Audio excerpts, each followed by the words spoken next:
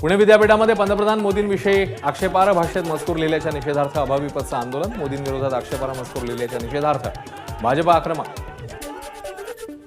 पुणे विद्यापीठाबाहेर तुफान राडा, दोन संघटना आमने सामने। भाजप कार्यकर्त्यांनी जाळली डाव्या संघटनांचे झेंडे। पुणे विद्यापीठात भाजप विरुद्ध डाव्या संघटनांचा जोरदार राडा।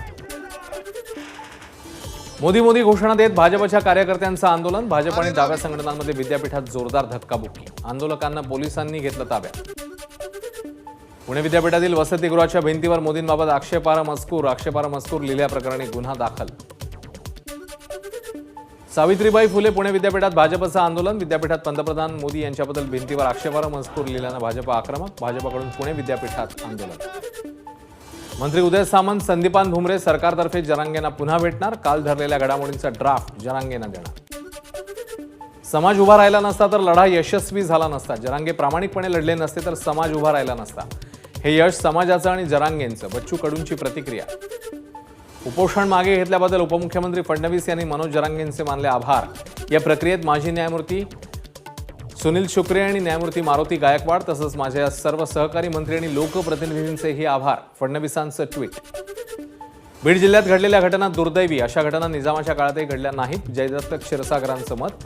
तर या घटनांमागचा मास्टरमाइंड कोण हे पोलीस तपासात समोर येईल, जयदत्त क्षीरसागरांचं वक्तव्य। शिंदे म्हणतात 2 जानेवारी, जरांगे म्हणतात 24 डिसेंबर। यातली नेमकी तारीख कोणती? अनिल परब यांचा सवाल। तर सरसकट ओबीसीतनं आरक्षण मिळणार का? सरकारने स्पष्ट करावं, अनिल परब यांची मागणी।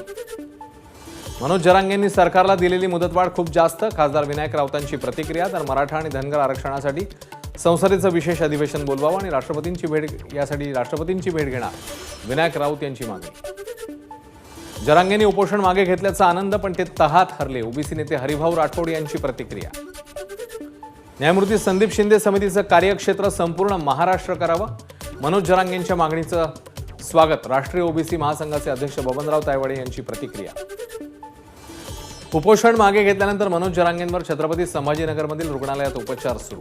आरक्षण न दिल्यास सरकारला जड जाईल, जरांगेंचा इशारा।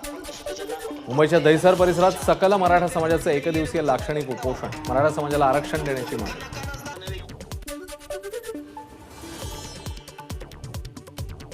आमदार राजेश टोपेंनी घेतली मनोज जरांगेंची भेट। राजेश टोपेंकडून जरांगेंच्या तब्येतीची विचारपूस। संपूर्ण छत्रपती संभाजीनगर जिल्ह्यात इंटरनेट सेवा पुन्हा सुरू। मनोज जरांगेंनी उपोषण मागे घेताच प्रशासनाकडून इंटरनेट सेवा सुरू।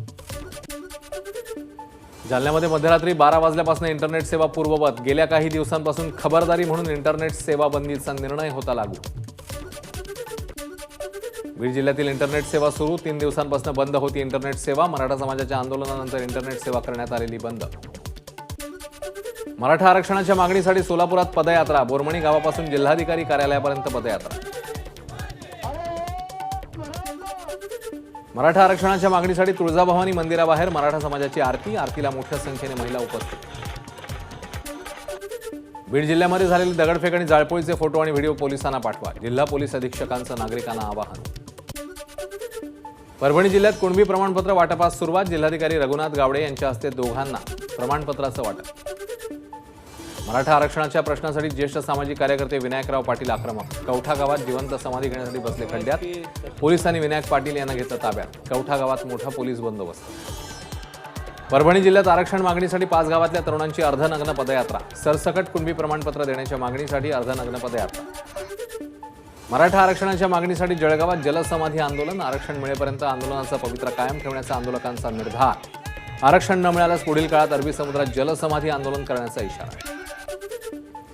नाशिकमध्ये सीमा हिरे यांच्या कार्यालयाला कुलूप ठोकणाऱ्या कार्यकर्त्यांवरील गुन्हे मागे घेण्याची छत्रपती संभाजीराजे करणार मागणी।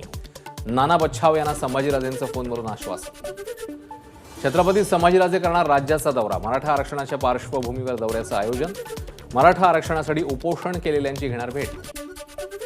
लातूरच्या बोरगाव काळे येथे मराठा एका आंदोलकांची गळफास घेऊन आत्महत्या। मराठा आरक्षणाच्या मागणीसाठी 72 तासांचं केलं होतं आंदोलन।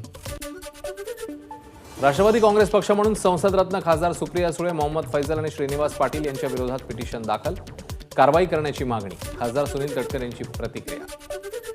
खासदार डॉक्टर अमोल कोल्हेंनी अजित पवार गटाला समर्थन दिलं। अजित पवारांना पाठिंबा असल्याचं कोल्हेंचं प्रतिज्ञापत्र। खासदार सुनील तटकरेंचा दावा।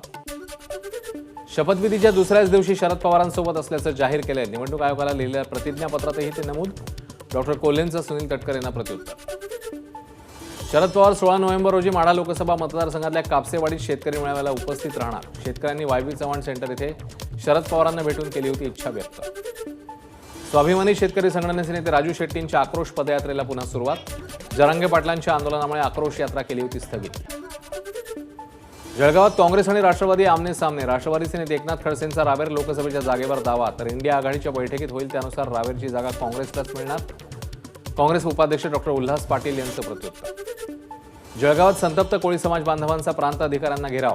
जात वैधता प्रमाणपत्र मिळावं यासाठी गेल्या 24 दिवसांपासून अन्नत्याग आंदोलन सुरू. पुण्यातल्या स्वारगेट ते कात्रज या मेट्रो विस्तारित मार्गाकरता जोरदार हालचाली सुरू. राज्य सरकारचा केंद्राला प्रस्ताव. नाशिकमधील नांदगाव तालुका दुष्काळी जाहीर करावा या मागणीकरता शिवसेना ठाकरे गटाचा तहसील कार्यालयावर मोर्चा. कार्यालय परिसरात आंदोलकांची जोरदार घोषणाबाजी. अकोले जलसंपदा कार्यालयावर शेतकरी नेते डॉक्टर अजित नवले यांच्या नेतृत्वाखाली 8 गावातील शेतकऱ्यांचा मोर्चा. उच्चस्तरीय कालव्याच्या चाचणीचं आश्वासन पूर्ण न झाल्यानं मोर्चा. पाटबंधारे अधिकारी कार्यालयात नसल्यानं कार्यालयास ठोकलं टाळ. रवींद्र वायकर यांना आता ईडी समोर हजर राहावं लागणार. हिसाब तो देना पडेगा. ईडीने रवींद्र वायकर यांच्यावर गुन्हा दाखल केल्यावर किरीट सोमय्या यांची प्रतिक्रिया. खासदार सुप्रिया सुळेंचं लोकसभा अध्यक्ष ओम बिर्लांना पत्र. सुनील तटकरे यांचं तात्काळ निलंबन करण्याची मागणी. पक्षविरोधी कृती केल्यानं तटकरे यांच्यावर कारवाईची विनंती. वरोरा तालुक्यात 3 फेज लाईन सुरू करण्याच्या मागणीकरता काँग्रेसचे आमदार प्रतिभा धानोरकरांनी महावितरण कार्यालयाला लावलेलं कुलूप 3 तासांनी उघडलं.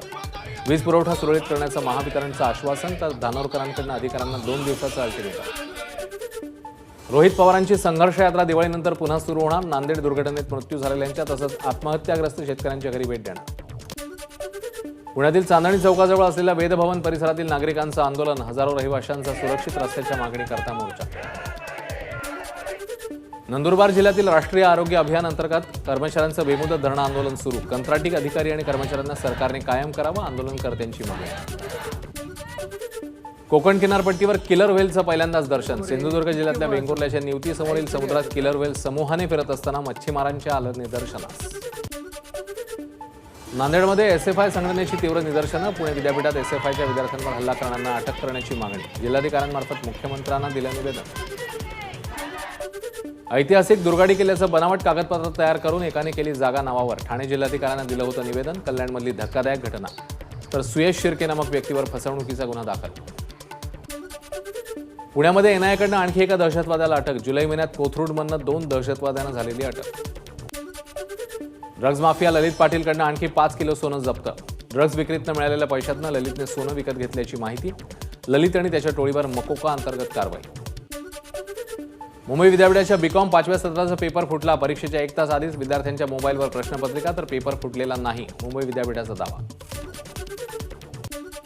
मुंबईतलं प्रदूषण वाढलं. मुंबईकरांच्या आरोग्यावर परिणाम. मरीन लाईन्स नरिमन पॉईंट परिसरात सकाळपासूनच धुरकट वातावरण. राज्य सरकार पालिकेकडनं वायू प्रदूषण कमी करण्यासाठी मार्गदर्शक तत्व जारी.